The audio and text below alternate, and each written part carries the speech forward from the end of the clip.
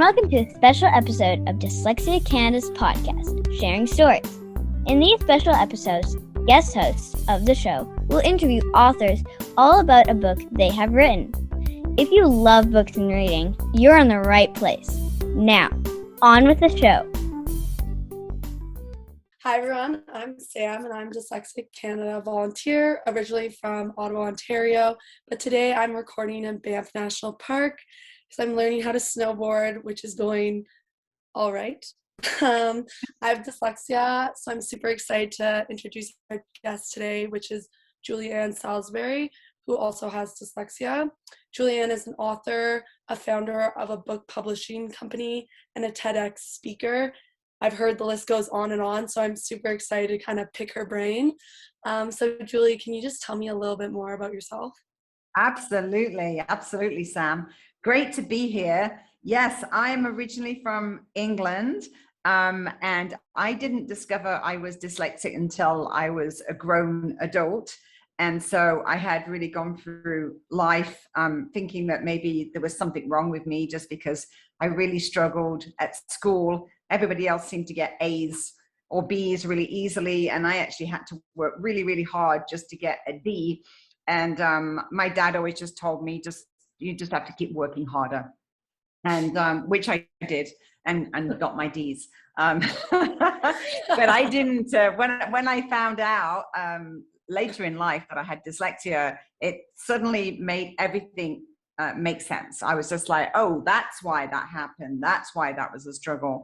But by that time, I had my own business as a book publisher.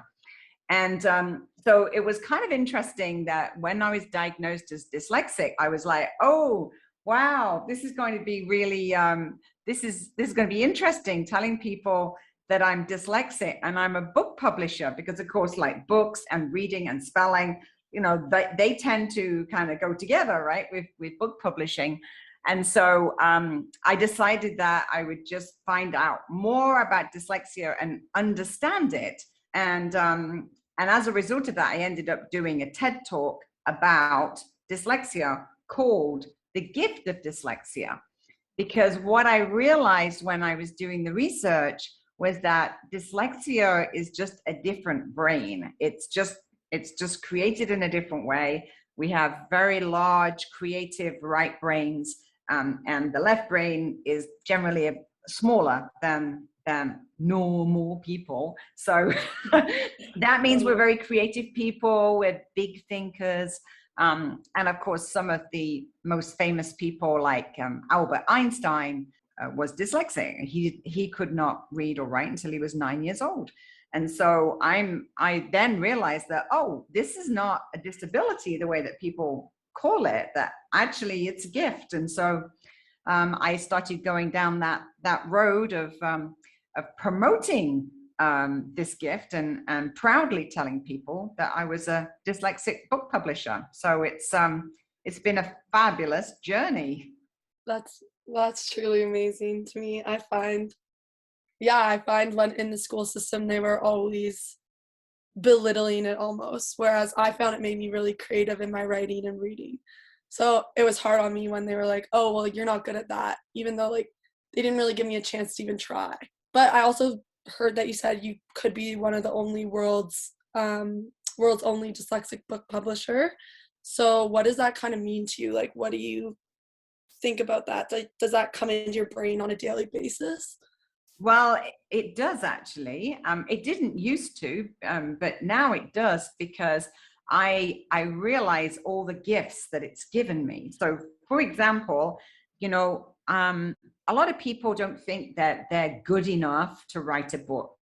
They say, oh, my writing's not good enough, or my spelling and grammar is not good enough. And I give them lots of confidence by saying, well, hey, I'm a book publisher and I'm dyslexic. And actually my spelling and grammar isn't that great either. But that's what editors are for.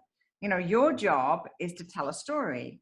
And if you're great at creative writing, which like a lot of dyslexic people are really good at creative writing, telling stories and writing fiction stories or writing poetry, or, that is a real gift. And so there's no reason why you can't go all the way and publish a book with your creative writing.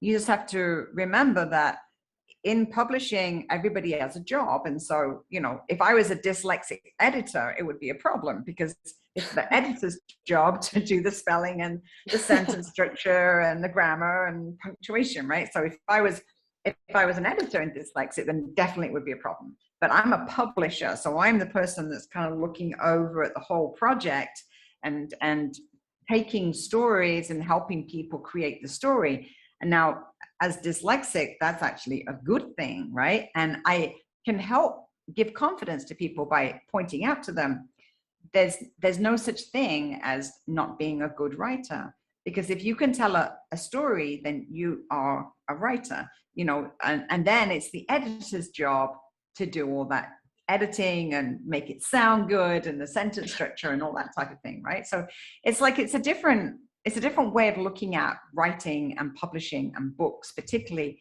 And I think as a result of that, I've helped a lot of people publish books that might not have published them otherwise. Like, for example, I have my youngest author she was 17 when she started working with me, and she's now the best-selling author of actually 2 fiction books called Dysnomia. So her characters and her creativity were absolutely amazing. I was so impressed with the way that she structured the characters, and the story, and her imagination was incredible.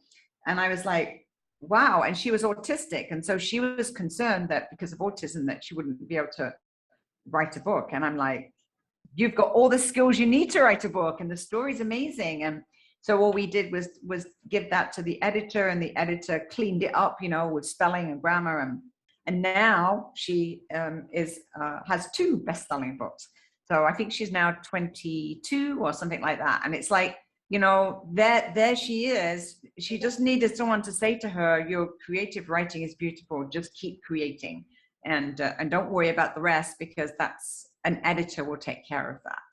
Yeah, I feel like you're giving people that avenue to explore gifts that you might not have like the full of everything, but there's definitely a part that you can like excel at.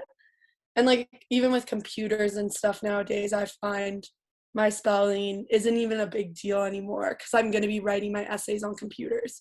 Yeah. So there's not really a big issue with that. But I also wanted to talk a little bit more about your TEDx talk.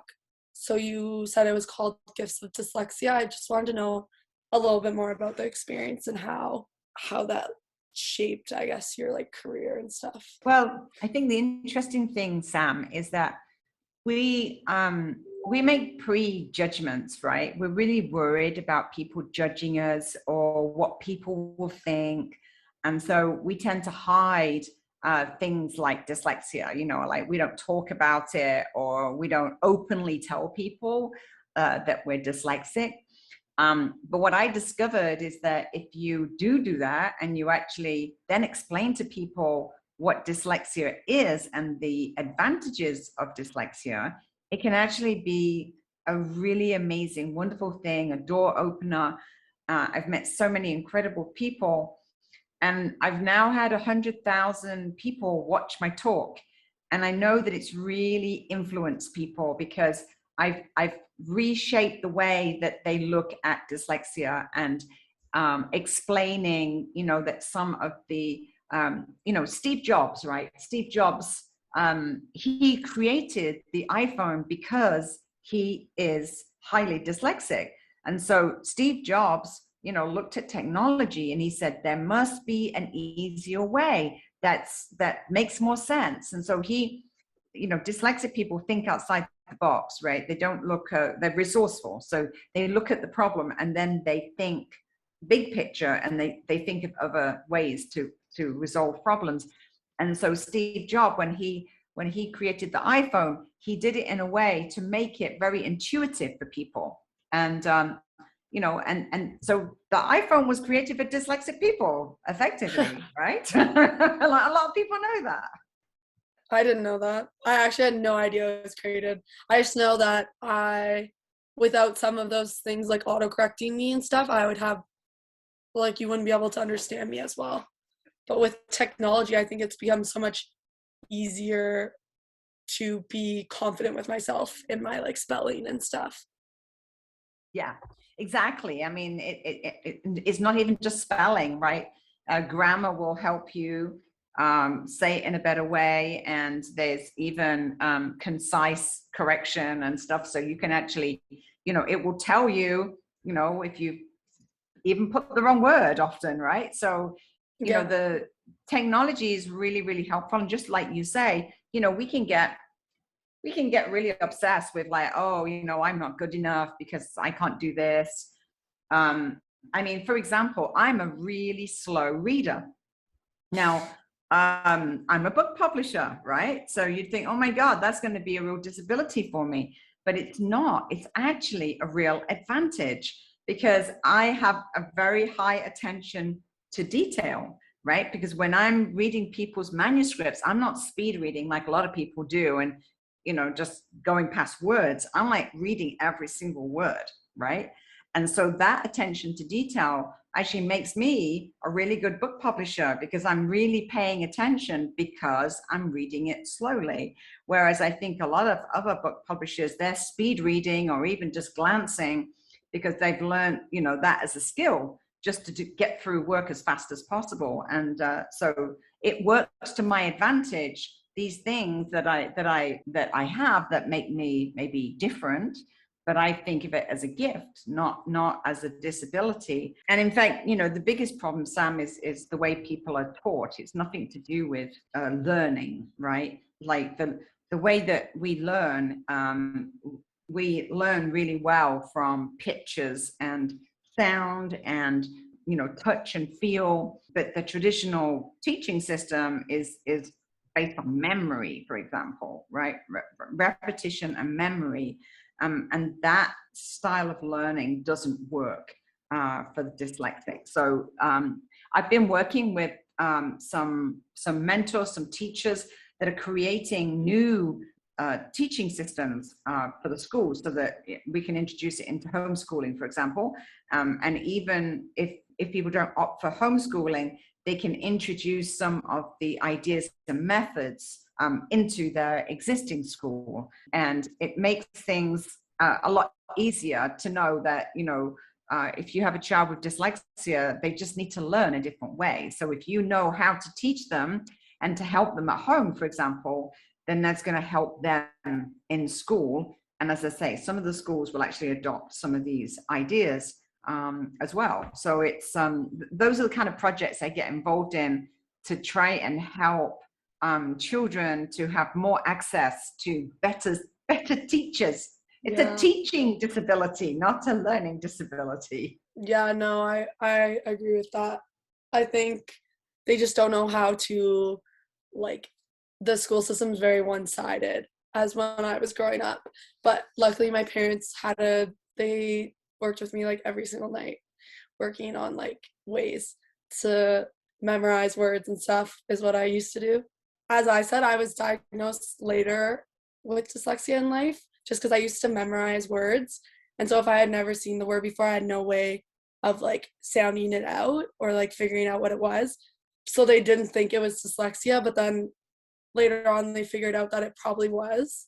So just kind of similar to you, I was just diagnosed not as early on. So I was wondering like how you think it impacted you not being diagnosed within like this, like within school. It's such an interesting question because it's like looking back on that, right? And going, well, if I knew I was dyslexic, how would that have been different? Well, I guess if I'd known I was dyslexic and if my parents had been more aware of tools and ways that they could help, then it might not have made my experience at school, as difficult as it was, right?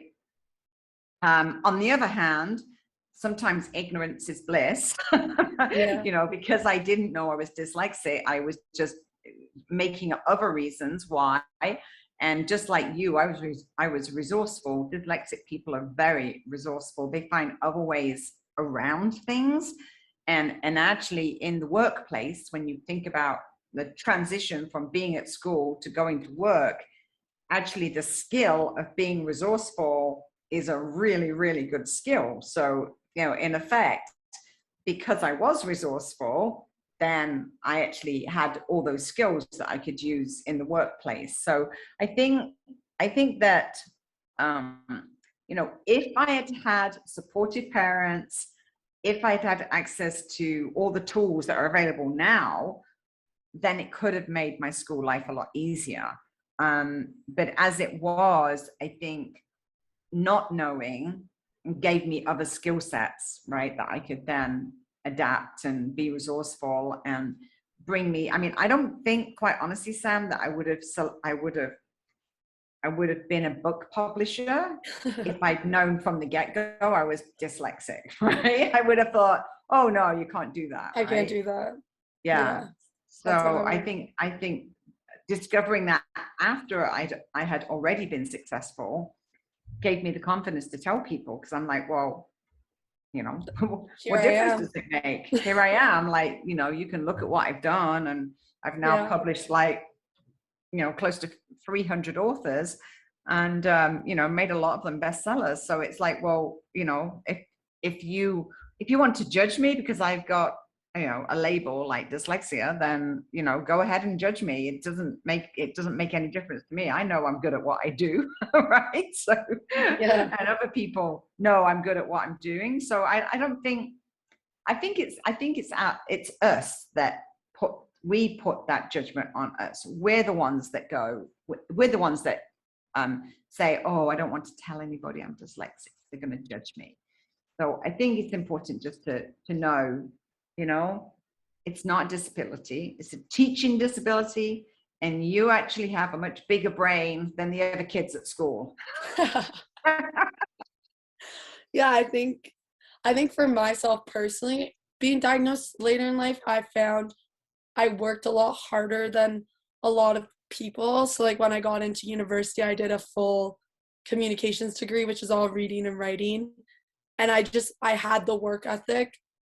But if I didn't have that work ethic, I don't think I would have been able to do it, because I was like, I just thought I didn't really know why it was so much harder for me. But I was like, you know what, I can do it. Like, I'm going to get there. I'll get there. I want to be like everyone else. I'll get there. So I feel like it kind of, in the long run, it kind of helped me to like build up my perseverance and stuff. Yeah, it does. Yeah, without the labels. Makes you more resourceful. Yes, I do think that. And do you think, we've kind of touched on this a little bit, but just like, how do you think dyslexia has helped you within your like book publishing career, like your TED Talks, all that stuff? Yeah, I mean, I focus on helping people transform their stories into a book.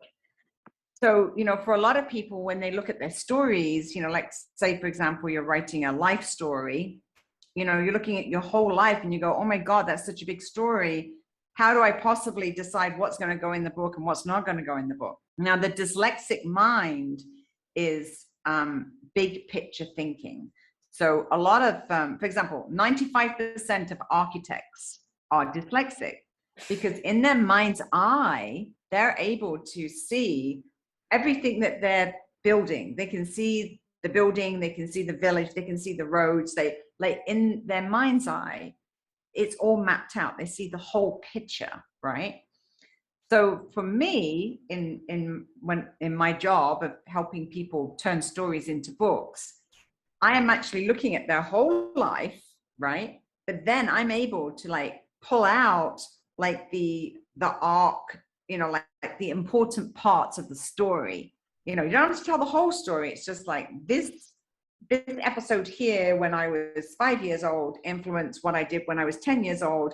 And this story of when I was 9 years old, helped me be able to do what I did when I was 12 years old, right? So it's helping people to kind of plot their life experience and then understand how those life experiences have made you into the adult that you are today. And so, dyslexia gives me that ability, because I can literally, it's like, I throw everything onto a big piece of paper and it's just craziness. It's chaotic. It's all like stories, loads and loads and loads of stories. But I can, because of my big picture thinking mind, my dyslexic creative mind, I'm able to look at it and go, oh yeah, there and this. I'll take that and then link this together, and it's just all automatic because it's my dyslexic mind that's doing that.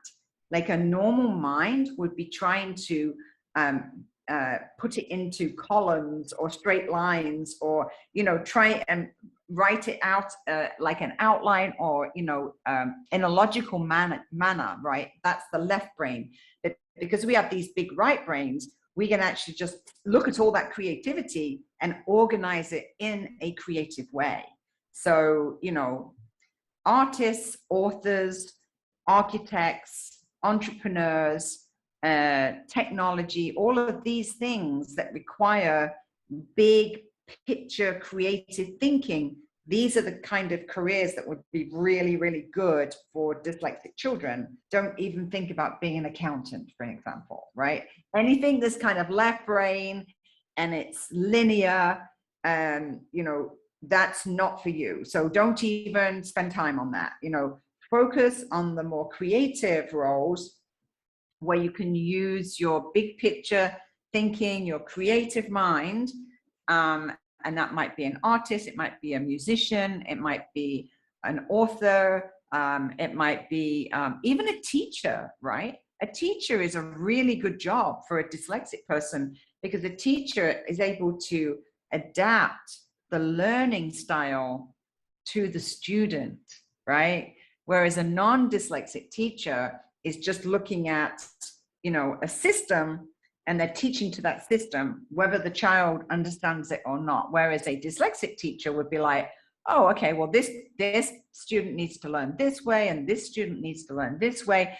So it's important, I think, when it comes to career choices, to actually be aware that this is how your brain works. Like just think of it in terms of your left logical linear side of your brain is not as effective as this great big creative right brain. So you need to be looking at, careers in that direction. I feel like in the school system, they don't highlight like the benefits of having like being creative and stuff. It's always very driven in a certain way. And like, even when I went through university, I wrote a ton of papers, and I always found writing really easy and came to me really quickly. It was just like the spelling and the grammar and everything. And like, I had a computer that would let me like talk into it even, so I could talk my like essays. So I didn't even have to write them. I just had to literally think. And I found that a lot easier for me to just like say it out loud. And then I was able to like figure out what I was doing and then go back and like fix it and move it around. I mean, it's all about telling stories, right? You don't have to write it down. Like technology now is such that you don't have to write it down. And even if you do write it down, the computer autocorrects for you. So right.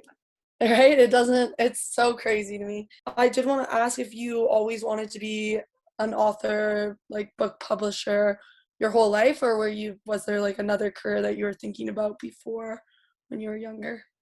It's really interesting, Sam, because when I was at school, as I said, I really struggled at school, but there was one topic that I got a B in that I was very, very proud, and that was English literature. There we go. Now, I realized that the reason why I really excelled at English literature was because it was story, right? It was all about story. It wasn't about language. English language, I don't know what you call that in America, but in England, English language was the technical side of the English language, which I really struggled to get a D in that one. But English literature is all about stories, right? And so I really didn't know at the time, but like, I just knew that, I don't know why I excelled at English literature, but I just really enjoyed it. I really enjoyed stories. But I didn't put those two things together until much later in life. And when I came to write my own book and share my own stories. And then that's how I progressed into publishing. But I think that it was almost destined that I would be dealing with stories in some way, because I just that's what I was excelling in at school. Right. And I think that's the thing for children that they need to maybe think about is, what are you good at? What are you naturally good at? And what do you naturally enjoy? And that is a really good clue as to which direction you're going to go into for your career. So I actually went into marketing before I went into book publishing. And I had quite a number of years in marketing. But, you know, marketing is the same thing. Marketing is telling a story about a product to make people buy it, right? I just didn't realize that that's what it was, but that is what it is. It's telling stories, right? It's writing product descriptions. It's creating products and creating the packaging. So basically, I was writing stories for product before I was writing stories for books. Yeah, no, I think marketing is a very good example of that as well. That's kind of like what I took, like communications and marketing.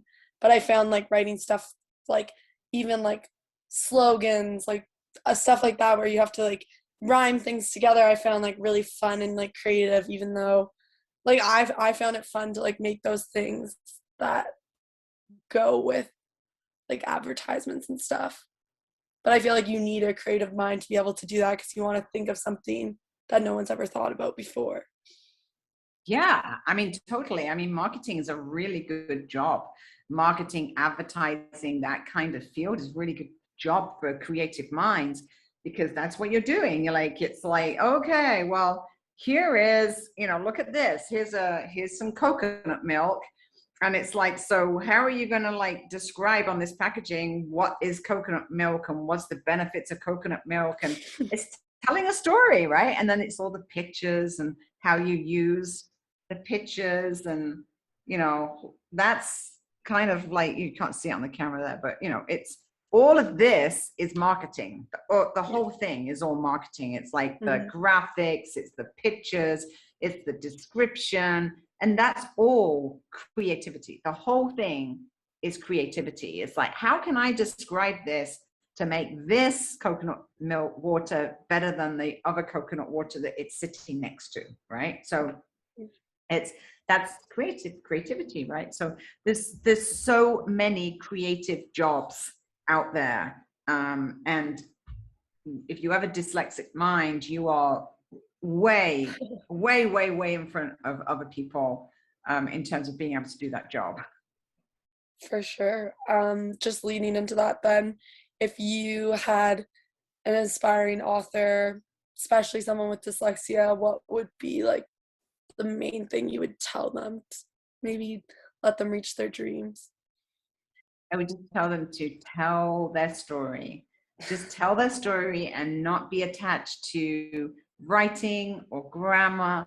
Just tell your story from the heart. And in fact, you can even, like you said, Sam, you can use transcript, you know, audio to text. Yeah. So you just speak your story, right? It's all you need to do. So, you know, if you feel drawn to telling stories, then tell your stories that way. Don't judge yourself that you can't write or you can't spell, because remember, there's other people to do that and there's technology to do that. So all you need to do is really focus on telling your story. That's all you need to do. Yeah, 100%. I agree. Tell your story. Tell your story. Woo. I also wanted to just ask you a little bit more about yourself, like what you do in your spare time. I know it's been COVID, so I don't know if it's still the same, but maybe pre-COVID too. Just what you do for fun, maybe even. Well, I've been living in Puerto Vallarta for the last 3 years. And so I've been here during COVID, and things are a lot more open here. And so dancing is one of my favorite things to do. I go salsa dancing, and which is awesome. So there was only like right at the beginning, there was restrictions for dancing, but I think like for the last year and a half, there hasn't. In July there was a little spike, and so the clubs were closed early, but still you could still go dancing. And so yeah, so I've been doing I love dancing. I love it, love it, love it. And so I do a lot of salsa dancing. Of course, I'm right next to the beach. And so I love the beach. I love to swim in the ocean. I love to walk on the beach. There are so many music venues here with live music, amazing live music of like everything you can possibly even think of. And so I love to go watch live music. You can listen to live music in a restaurant. You can listen to live music in a small club. You can listen to live music in a little theater. I mean, like literally music is everywhere here. Like I could just like go, oh, okay, I fancy going out and listening to some music, live music tonight. And I could just like be downtown in 10 minutes and I can find probably 10 venues that are playing live music, different kinds of music. So it's just such a creative, wonderful environment here, and I just love it. Upbeat, positive. I'm jealous. Maybe I'll have to yeah it's very it's very positive, it's very loving, it's very friendly, it's very joyful. You know, you walk down the Malecon, everybody's got a great big smile on their face, and everybody's smiling and saying hello to each other, and hugging and kissing is allowed. Oh, that's so weird. I haven't done that in so long. Handshaking is just like becoming normal again, I think. Like high fives even. It's so weird. Such a weird time. Yes. And would you like to share anything else with us on our podcast today? Well, Sam, I think I'd just like to say to anybody that's listening that do not think of dyslexia as a disability. You need to reframe and start thinking of dyslexia as a gift, because it really truly is a gift. And if you look at so many famous people that have dyslexia, there are many famous authors that are dyslexic. There are many famous scientists. There's many famous business people. You know, Richard Branson is dyslexic. There's lots of movie stars that are dyslexic. You know, it is something that, 25% of the world is dyslexic. But you will find all of those people are in creative fields. So what they've done is they have embraced their gift of dyslexia. And they've said, wow, this is my gift, and I'm going to go and do something with that gift. Don't let anybody tell you, you've got to be an accountant, or you've got to be a secretary, or you've got to be an administrator, because you will hate it. Don't do it. So true. Just use that great, big, beautiful, creative mind. Leverage your mind, I think. Yes. Leverage the things that you enjoy and try to make a career out of that. Yeah, exactly. Definitely. Yeah. Yeah. And then where can our audience just learn more about you and your experience? Maybe a social media website. Yeah, you can go to www.influencepublishing.com. Influence, because I like to influence the way people see the world. So influencepublishing.com. I am Julie Ann on Facebook, and that's probably the best way to get hold of me. Those two places are probably the best way to get hold of me. If you think that you'd love to write a book, you'd like some support on that, you can email me at founder@influencepublishing.com. Perfect. Well, thank you so much for joining us and taking time out of your busy schedule to do our podcast. We really appreciate it. So thank you so much.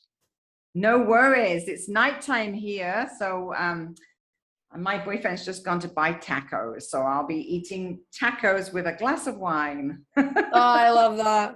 I'm having chili. It's cold here. Thanks, Sam. It's been great talking to you. Yeah. Thank you. Thank you for tuning into this episode. If you want to find the books mentioned on this show, head over to our website at dyslexiacanada.org/sharing-stories-podcast. Please support this podcast by subscribing and leaving a review. We wouldn't be here without you.